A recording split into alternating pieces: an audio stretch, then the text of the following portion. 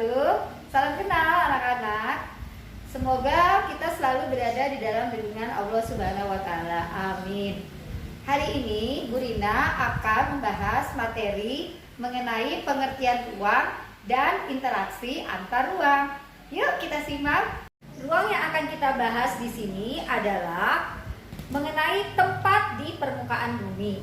Setiap ruang atau tempat memiliki ciri-ciri yang berbeda-beda.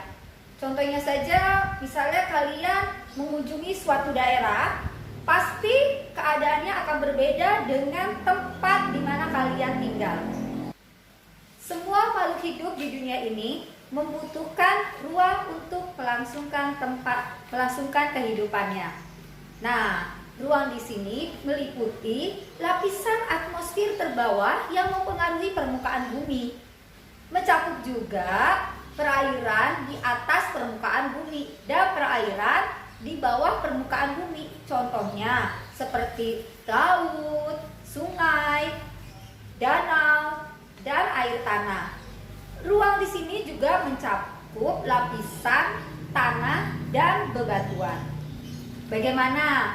Kalian sampai sini sudah mulai ada gambaran kan? Ruang yang dimaksud di dalam materi ini.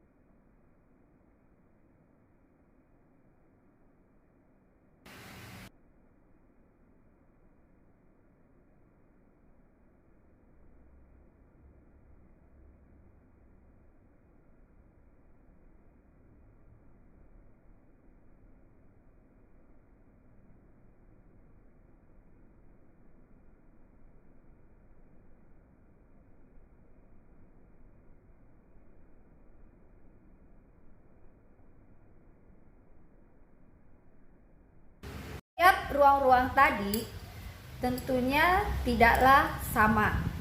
Ingat ya, pada saat ibu mengatakan ruang, maka yang harus kalian ingat adalah suatu tempat. Ruang-ruang tadi di permukaan bumi tidak ada yang sama persis. Hal ini menyebabkan perbedaan sumber daya alam di setiap daerah. Contohnya, di pegunungan kaya akan sayur mayur dan di pantai kaya akan ikan. Nah, jadi kalau kita mau mencari sayur mayur, maka kita ke daerah pegunungan. Jika kita ingin mencari ikan, maka kita datang ke daerah pantai. Karena perbedaan-perbedaan inilah akhirnya menyebabkan ketergantungan antar daerah, bahkan antar negara. Nah, hal ini juga menyebabkan interaksi antar daerah ataupun interaksi antar negara. Ada 3 kondisi yang diperlukan untuk terjadinya interaksi keruangan, yaitu yang pertama, saling melengkapi. Terjadi apabila wilayah-wilayah yang berbeda menghasilkan komoditas suatu barang yang berbeda-beda. Contohnya, di wilayah A ini adalah menghasilkan ikan sampai dia kelebihan ikan atau surplus ikan. Ya, ini wilayah A. Dan ada wilayah B. Ini wilayah B menghasilkan sayur mayur sehingga wilayah B ini surplus sayuran. Nah, maka akan terjadi interaksi saling melengkapi. Wilayah A akan membeli sayur mayur dari wilayah B. Begitu juga wilayah B akan membeli ikan dari wilayah A. Yang kedua yaitu kesempatan antara, merupakan suatu lokasi yang menawarkan alternatif lebih baik sebagai tempat asal maupun tujuan. Contohnya, dalam melakukan perdagangan, salah satu faktor yang harus diperhatikan adalah jarak dan biaya. Seperti yang di atas tadi, wilayah A itu surplus ikan, wilayah B surplus sayur. Ternyata ada wilayah lain yaitu wilayah C. Nah, ini dia juga surplus ikan.